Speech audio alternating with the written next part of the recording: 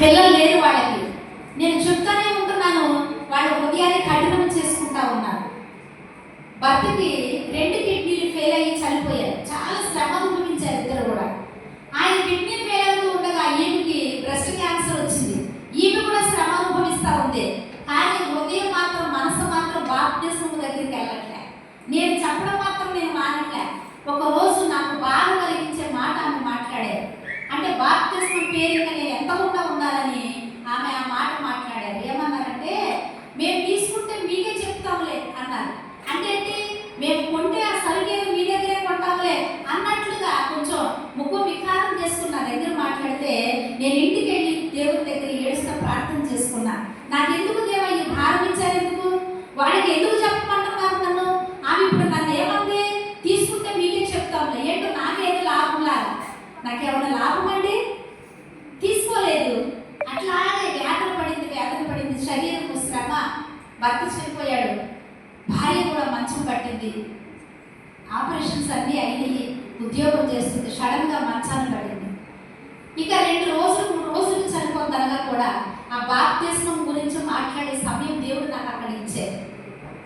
వాళ్ళ కుటుంబ సభ్యురాలు ఉంది, వాళ్ళ బాప్తిస్మం పొందలేదు. ఏమంటదంటే, ఎలా ఉన్నారంటే, రేపు మాకు అన్నట్టున్నానమ్మా, ఇక దేవుడి దగ్గరికి వెళ్ళాలి. ఎవరు రానిస్తారు నేను? ఇక్కడ బాప్తిస్మం లేదా? ఇక్కడ సిద్ధపడలేదా? నీ ఇల్లు చక్కబెట్టుకోలేదా?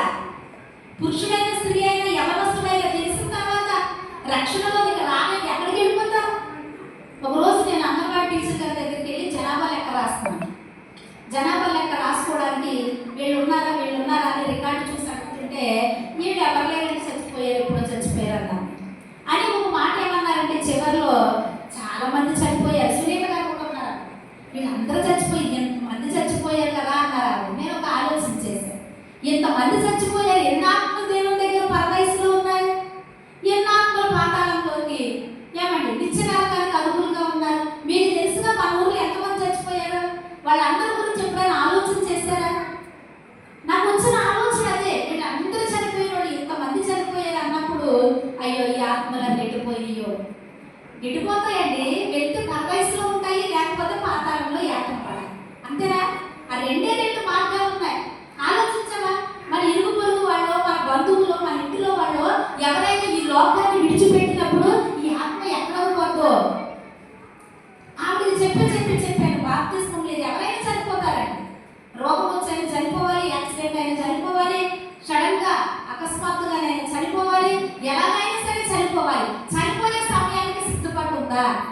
నాకు ఆశ్చర్యం కలిగించి ఇంకో మాట ఏంటంటే, ఆమె చనిపోయిన తర్వాత కూడా వెళ్ళాం, డెడ్ బాడీ అక్కడ ఉంది, వెళ్ళాం. వాళ్ళ ఇంట్లో వాళ్ళు ఏం చెప్పారంటే, ఈమె చనిపోవడానికి ముందు రోజు మాట లేదు. ఇక ఆ ముందు రోజు చెప్పారంట, నాకు ఫలానా చీర కట్టండి, నాకు స్నానం చేయించిన తర్వాత బీరువాలో ఉన్న ఆ ఉతికిన ఉతకలేదు, అసలు వాడలేదు, కొత్త టవల్తో నా బాడీ తుడవండి, నాకు ఫలానా చీర కట్టండి, ఫలానా జాకెట్ వేసి నన్ను పెట్టిలో పడుకోబెట్టండి అన్నమాట. నాకు చాలా దుఃఖం వేసిందండి. పెట్టిలో పెట్టడానికి సిద్ధపడింది, కానీ నేను వెళ్ళిన తర్వాత నా పరిస్థితి ఏంటి, నా గది ఏంటో నాకు ఆలోచించారు. దాంతో నా గుండె మరింత బరువెక్కిపోయింది. ఎంత అజ్ఞానం ఉన్నారు మనుషులు. పెట్టిలో పెట్టడానికి ఫలానా చీర చూస్తుందా చనిపోయిన మనిషి? పెట్టిలో పెట్టడానికి ఫలానా చీర కట్టండి, ఫలానా బ్లౌజ్ వేయండి, ఫలానా టవల్తో తుడవండి. అసలు ఈ ఆత్మ ఎక్కడికి వెళ్ళిపోయింది అర్థం కాదు. నేను ఎక్కడికి వెళ్తాను చనిపోతే అన్న సిద్ధపాటు లేదు. చివరి వరకు ఆ మనిషిలో పశ్చాత్తాపం అనేది కలగాలని నేను చూశాను. ఇంకా 3 సంవత్సరాలు సర్వీస్, చాలా బాధపడ్డానండి నేను. చివరి వరకు కూడా అమ్మ నువ్వు బాప్తిస్మం గురించి చెప్పావు, నేను వినలేదు అన్న పశ్చాత్తాపం చివరి వరకు కలగలేదు. సరికదా నన్ను ఫలానా చేయాలంటే పెట్టిలో పడుకోబెట్టాడు.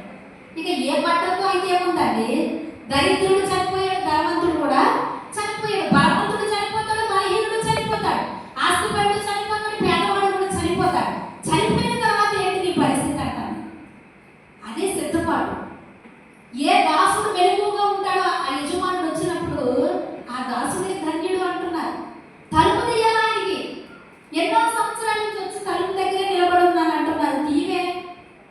ఆయన బలవంతంగా వచ్చే దేవుడు కాదండి. మళ్ళీ వచ్చిన మా పెద్దబాబు హాస్టల్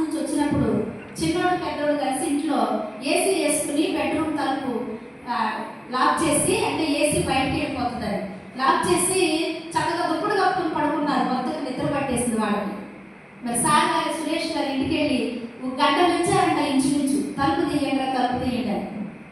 తలుపు తీయడానికి అసలు వాడికి వినపడట్లేదు. గంట చూసి ఆయనకు కంగారు వచ్చింది, పిల్లలిద్దరు లోపల ఉన్నారు, గంట అయిపోయింది తలుపు తీయట్లేదు అని ఆయన కొంచెం మనసులో ఆందోళన వచ్చి కిటికీ తలుపు పగలగొట్టాడు. అర్థం మన అపార్ట్మెంట్ కిటికీ అద్దం పగలగొట్టి ఆ ప్రక్కనే చెయ్యి పెట్టి డోర్ ఓపెన్ చేసుకుని లోపలికి వెళ్ళి చూస్తే వాడు పడుకున్నాడు, నిద్రపోతున్నారు. వాడికి వాళ్ళు అప్పుడు కంగారు పడి లేచి వినబడలేదు డాడీ అని చెప్పారు. ఈయన కాబట్టి తలుపు పగలగొట్టుకుని లోనికి వెళ్ళారు. నా దేవుడు అండి దండం పెట్టి చెప్తున్న మర్యాదస్తుడు, నీ తలుపు పగలగొట్టి హృదయం అనే తలుపు పగలగొట్టి లోపలికి రారు, ఎంతసేపు అయినా అక్కడే నిలబడతారు. ఈ మాట నేను తలుచుకుంటే నాకు ముందే వరవెక్కిపోతాను. మర్యాదస్తుడు ఆయన, నీ కొరకు శ్రమ అనుభవించిన దేవుడు, నీ కొరకు రక్తం కాల్చిన దేవుడు, నీ కొరకు సిలువలో వేలాడిన దేవుడు, నీ కొరకు మొండ కిరీటం పెట్టించుకున్న దేవుడు, నీ కొరకు చేతులు గాయాలు పెట్టుకున్న దేవుడు. మర్యాద లేనివాడు కాదు నా దేవుడు, మర్యాదస్తుడు కనుక ఎంతసేపు నిలబెట్టినా నిలబెడుతూనే నిలబడే ఉంటారు. తలుపు తీసేంత వరకు అంటున్నాడమ్మా, రాత్రంతా నా తల మంచుకి తడిసిపోయింది. నువ్వు ఎలా ఉండాలో తెలుసా?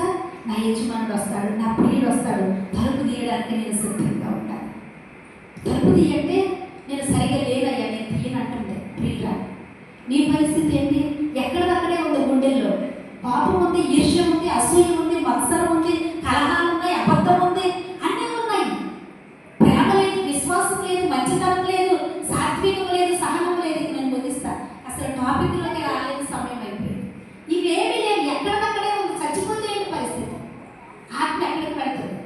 బైబిల్లోకి ఉద్ధరించేది ఏం లేదు. ఆలోచించండి. నేను ముందే చెప్పాను, ఎంత అమూల్యమైన మాటలు నా చేత ఇక్కడ ఎందుకు చెప్పిస్తున్నావయ్యా, వ్యర్థంగా ఎందుకు చెప్పిస్తున్నావు దేవా అని అడుగుతున్నాను నేను దేవుని. దయచేసి దండం పెట్టి చెప్తున్నా, వాక్యాన్ని వ్యర్థం చేయదు. ఎక్కడెక్కడో ఎవరెవరో డబ్బులు ఇచ్చి పిలుచుకుంటున్నారే వాక్యం చెప్పించుకోవడానికి, ఉచితంగా మీకు వస్తుంది దేవుని వాక్యం. మీ ప్రాంతాన్ని, ఈ ప్రాంతాన్ని నా దేవుడు ప్రేమించారు. నిర్లక్ష్యం వద్దు నీకు, నిర్లక్ష్యం. ఈరోజు మంచి వాక్యాన్ని 3 సిద్ధపరిచారు. ఎక్కడి నుంచి వచ్చారని చెప్పారంటే మహాశ్రమలను అనుభవించి వచ్చారు. నీకు ఏం శ్రమ లేదు, అందుకనే శ్రమ లేదు కాబట్టి క్రైస్తవులైన వారు శ్రమ పడుతూ కూడా నీరు చక్రవర్తి అపోస్తలుల కాలంలో భయంకరమైన హింసలు పెట్టాడు. చంటి బిడ్డలని నేలకేసి బండకేసి కొట్టాడు. గర్భిణీ స్త్రీలను పొట్ట నిలువుగా చీల్చేశాడు. ఆ బిడ్డలు తీసి నేలకేసి కొట్టి చంపేసి నవ్వుకునేవాడు నీరు చక్రవర్తి. తారు పూసేసి అక్కడ నిలబెట్టి నిప్పంటించేవాడు. చీకట్లో ఆ వెలుగుతోనే సంతోషపడి సంబరాలు చేసుకునేవాడు నీరో చక్రవర్తి. ఎందుకంటే వాళ్ళు అంటున్నారు, మేము క్రైస్తవులు, మాకు దేవుడు కావాలంటే అట్లా చేశారు. నీకు ఈరోజు ఏ బాధ లేదు, ఇంటికి వెళ్ళిపోతే హాయిగా అన్నీ ఉన్నాయి. మనకి బాధతో చెప్తున్న మాట తప్ప వేరే కాదు.